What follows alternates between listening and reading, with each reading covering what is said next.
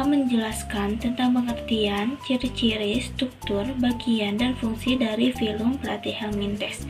Yang pertama, saya akan menjelaskan tentang pengertian dari filum Platyhelminthes. Platyhelminthes berasal dari bahasa Yunani, yaitu pleti yang berarti pipih dan helmis yang berarti cacing. Sesuai dengan namanya, anggota kelompok cacing ini memiliki tubuh pipih. Ciri-ciri umum dari Platyhelminthes. Platyhelminthes ada yang bersifat parasit dan ada yang hidup bebas di perairan. Cacing ini tidak memiliki sistem peredaran darah dan bernapas dengan seluruh permukaan tubuh. Platyhelminthes mempunyai bentuk tubuh pipih, tidak mempunyai rongga tubuh atau selom, dan alat pencernaannya tidak sempurna. Struktur tubuh dari hewan ini adalah tubuh memanjang pipih, dorosefrontal tanpa segmentasi atau ruas-ruas. Bagian tubuh dapat dibagi menjadi arteriol, dorsal, ventral, dan lateral. Tubuhnya bersimetri bilateral dan tersusun dari 3 lapisan. Lapisan yang pertama ada ektoderma atau lapisan luar. Dalam perkembangan selanjutnya, ektoderma akan membentuk epidermis dan kutikula. Epidermis lunak dan bersilia serta berfungsi untuk membantu alat gerak.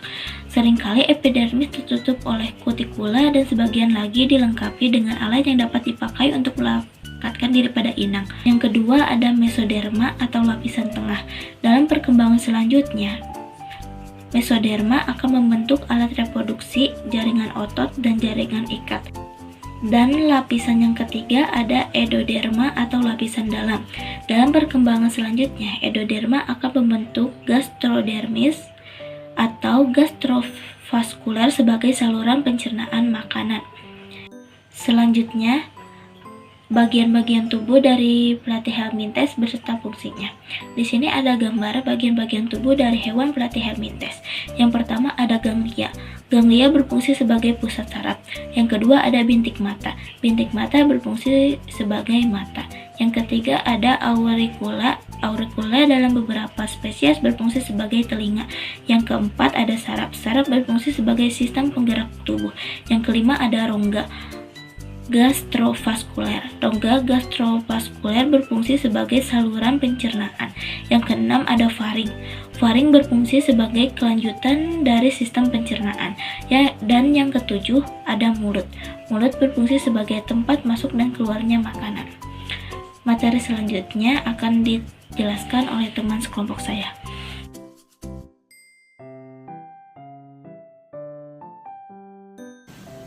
Saya Kamila Aisyah Zahra. Saya di sini akan menjelaskan mengenai sistem organ dalam tubuh Platyhelminthes.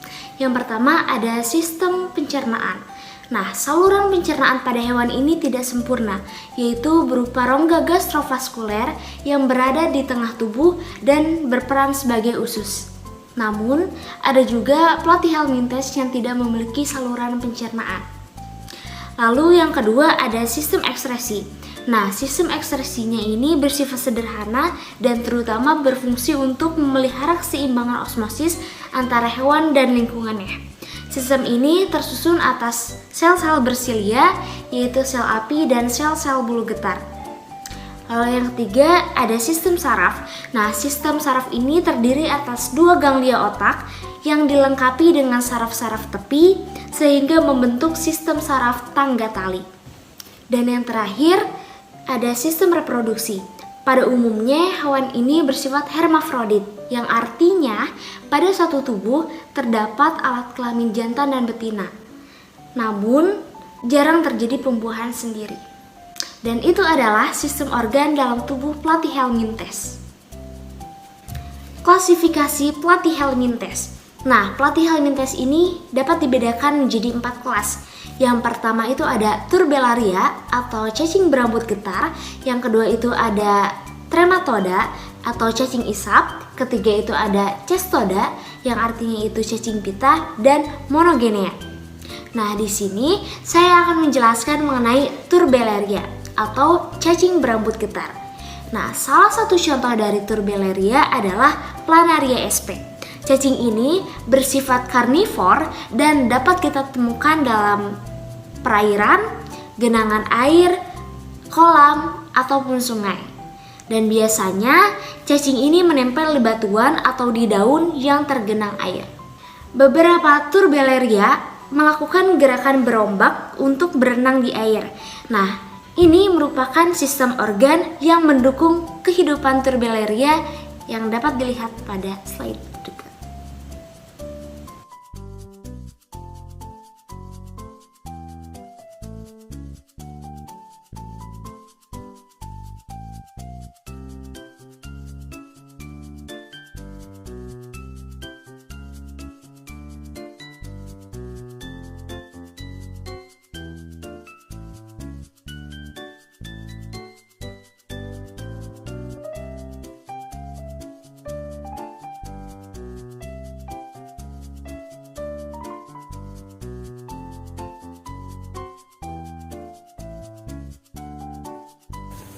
Klasifikasi selanjutnya dari platyhelminthes ini yaitu trematoda atau cacing isap.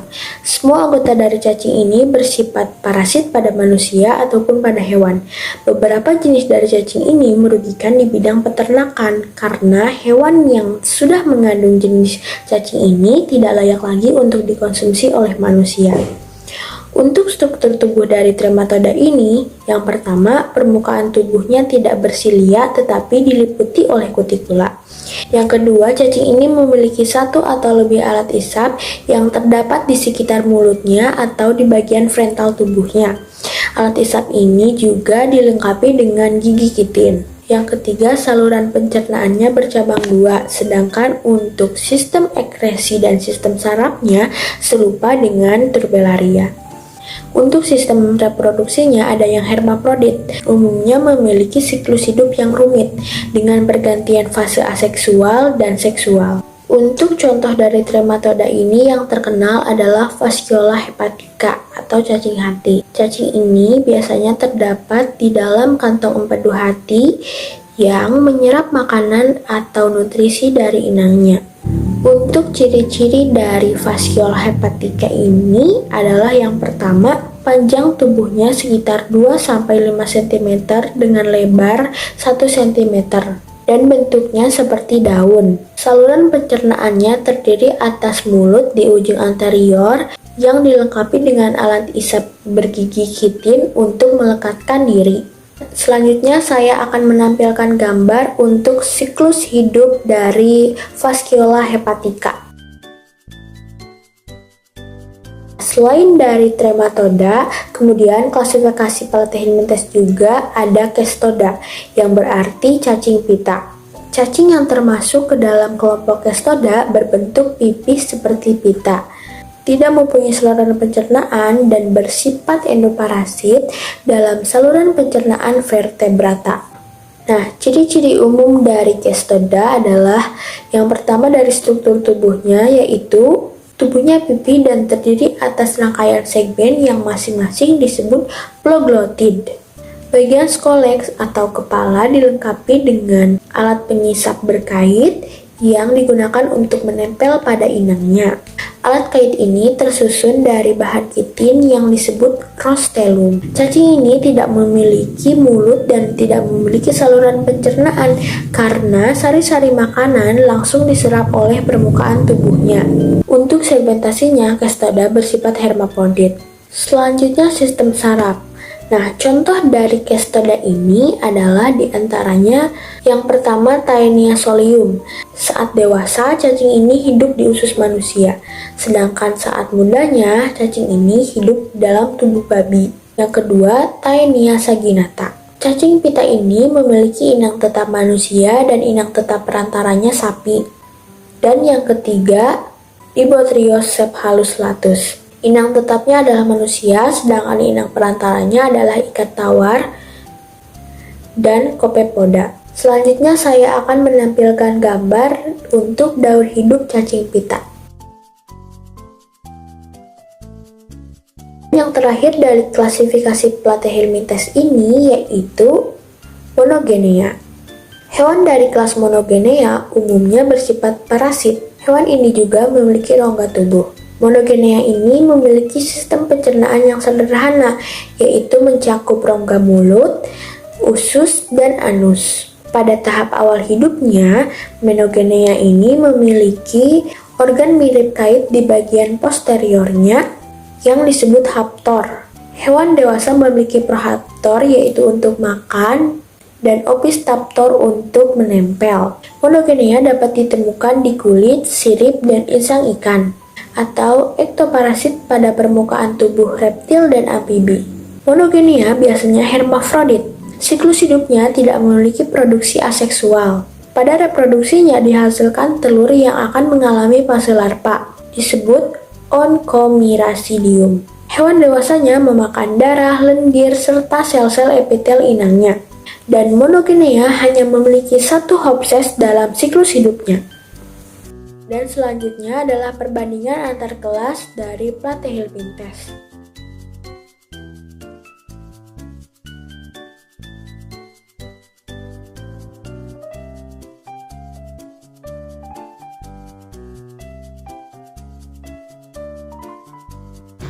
Assalamualaikum warahmatullahi wabarakatuh. Perkenalkan, nama saya Gazi Taki Agifari. Saya akan menjelaskan materi tentang nematoda. Pembahasan yang saya akan bahas yaitu pengertian, ciri-ciri, dan struktur tubuh nematoda. Langsung saja ke pembahasan yang pertama yaitu pengertian. Istilah nematoda berasal dari bahasa Yunani yang terdiri dari dua kata, yaitu nema yang berarti berenang dan ode yang berarti seperti. Nematoda merupakan hewan tripoplastik dan pseudocelomata atau berongga tubuh semu. Nematoda yakni sebuah cacing berbentuk bulat panjang atau seperti benang. Nematoda ialah filum hewan yang beragam yang menghuni rentang lingkungan yang sangat luas. Spesies nematoda bisa sulit untuk dibedakan, dan meskipun lebih dari 25.000 telah dijelaskan, lebih dari setengahnya ialah parasit. Jumlah spesies nematoda telah diperkirakan sekitar 1 juta. Berbeda dengan filum Cnidaria dan Platyhelminthes atau cacing pipih, nematoda memiliki sistem pencernaan tubular dengan bukaan di kedua ujungnya. Pembahasan yang kedua yaitu ciri-ciri nematoda. Yang pertama, berbentuk bulat panjang atau mirip dengan benang. Yang kedua, hewan tripoplastik dan pseudocelomata atau berongga tubuh semu. Yang ketiga, hidup bebas dengan memakan sampah organik, kotoran hewan, tanaman yang membusuk, ganggang, jamur, dan hewan kecil lainnya.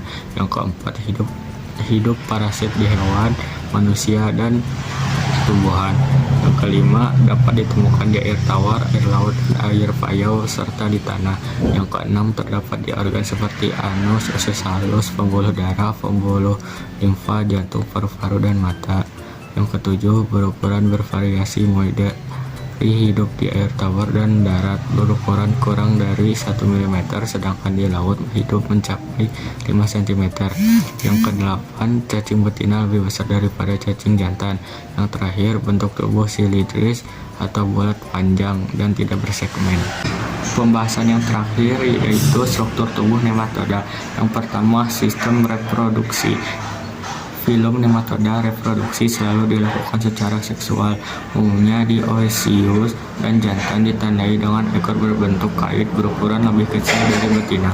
Alat reproduksi jantan terdiri atas testis, rongga vesica, seminalis, dan sebuah lubang kelamin. Alat reproduksi betina terdiri atas ovarium, reseptakulum, seminalis, uterus, vagina, dan vulva. Telur yang telah dibuahi akan menetas 8 hari dan menjadi larva yang besarnya 0,2 mm, kemudian menjadi dewasa setelah 4 minggu. Yang kedua, sistem pencernaan makanan. Kebanyakan nematoda yang hidup bebas, karnivor, dan memakan metazoa kecil, termasuk jenis nematoda yang lain. Spesies lain baik laut maupun air tawar adalah Philophagus, memakan diatom, ganggang, dan jamur. Spesies terestrial merupakan hama tanaman komersial.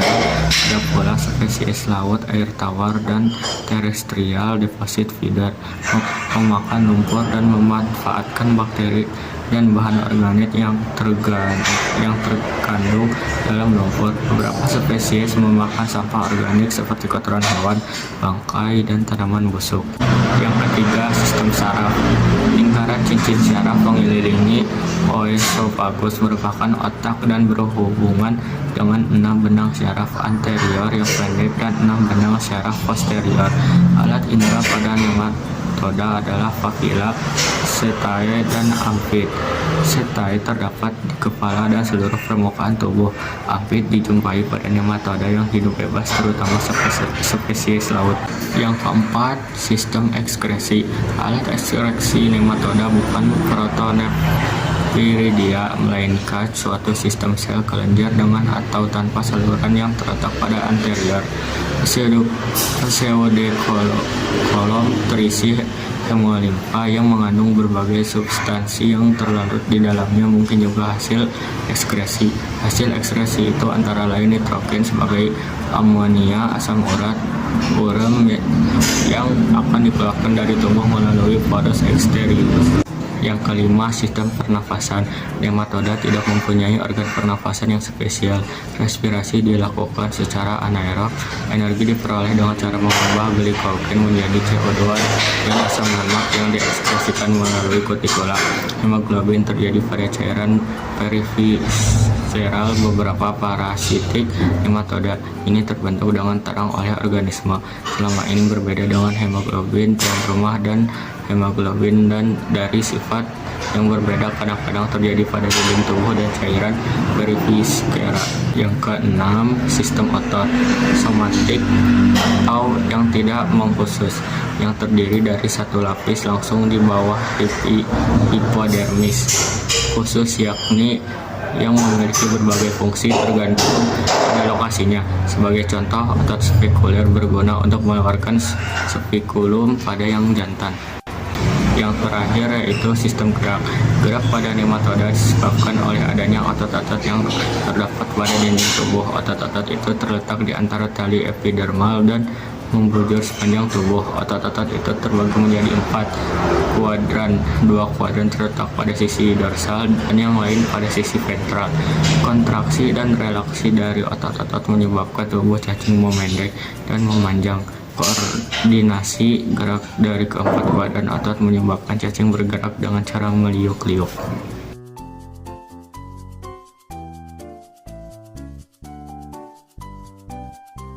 Assalamualaikum warahmatullahi wabarakatuh. Nama saya Faikal Fahra Syarif dari kelas 10 MIPA 5 dari kelompok 4. Di sini saya ingin menjelaskan bagian dan fungsi dari hewan nematoda dan bagian organinya. Yang pertama adalah terdapat mulut yang berfungsi untuk masuknya tumbuhan dan sampah organik. Lalu ada stilet berfungsi untuk menghisap cairan pada tumbuhan. Lalu ada faring berfungsi sebagai sistem pernapasan.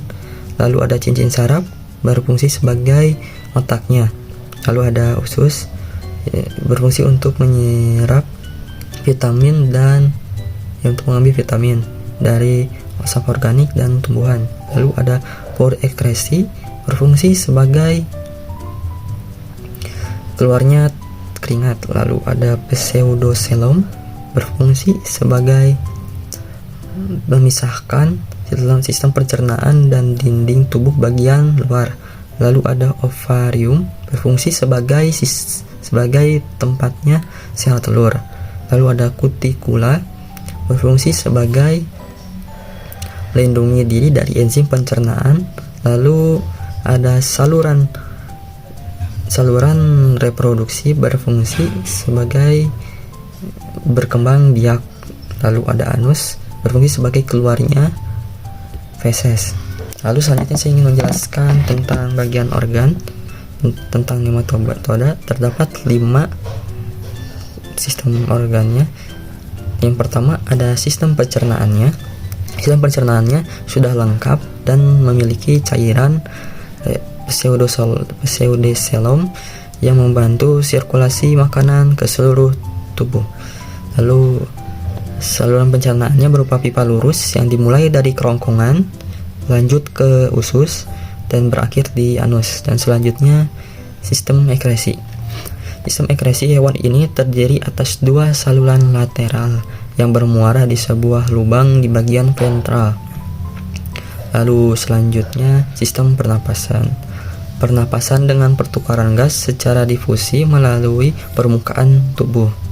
Lalu selanjutnya sistem saraf.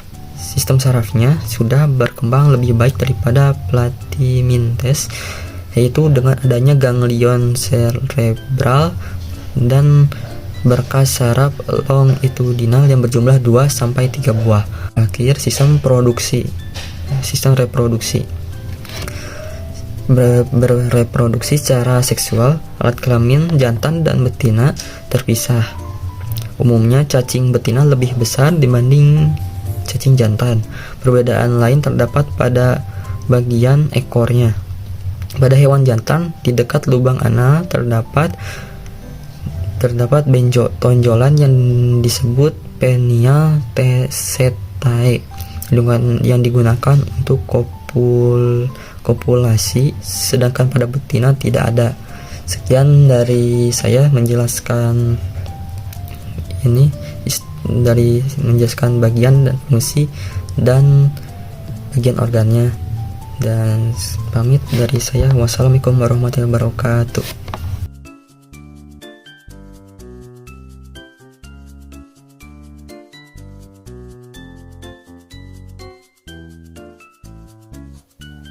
Baik, saya Reva Melinda akan menjelaskan tentang anggota filum Nematoda.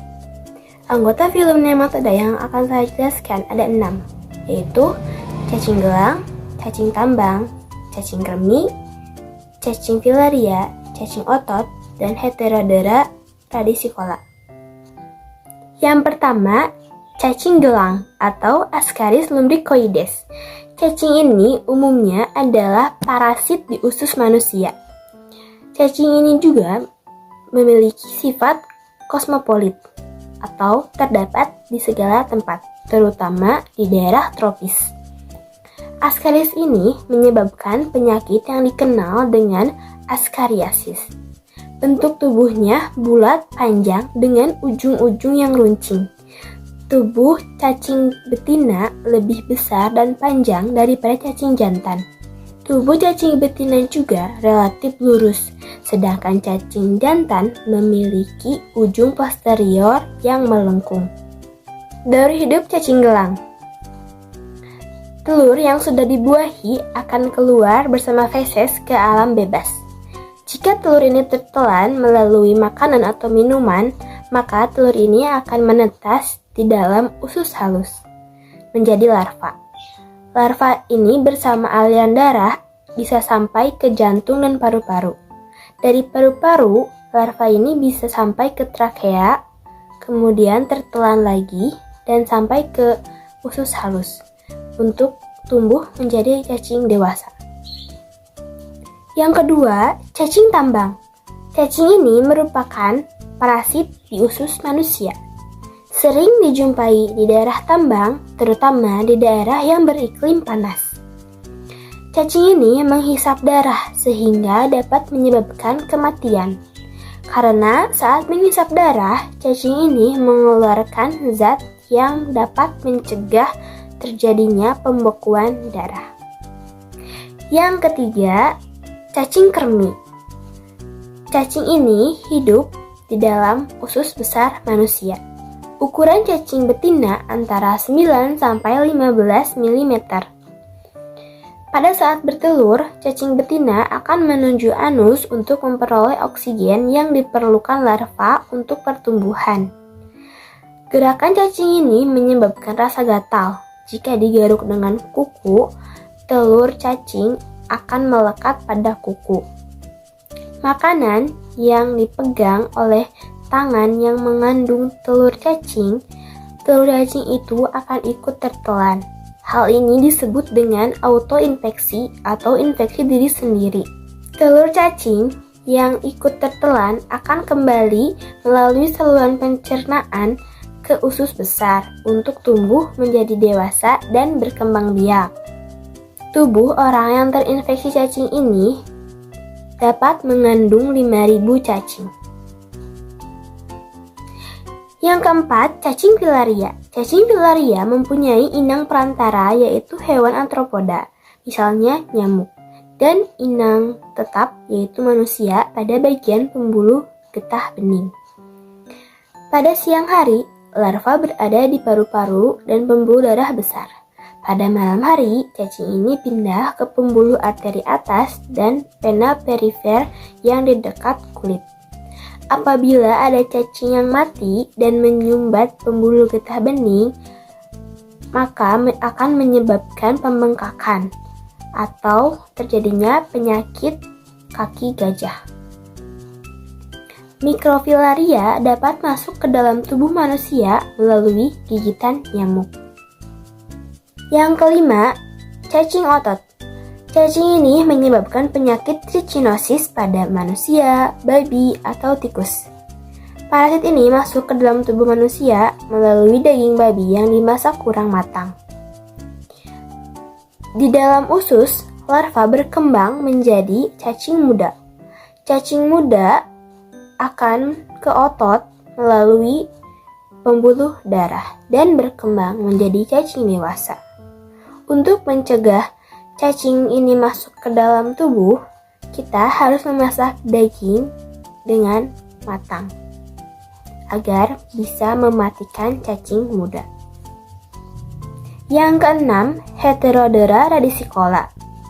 Cacing ini hidup dan menjadi parasit pada tanaman dan menyebabkan bengkak pada akar. Baik, sekian materi yang dapat saya sampaikan. Mohon maaf jika ada kesalahan. Terima kasih.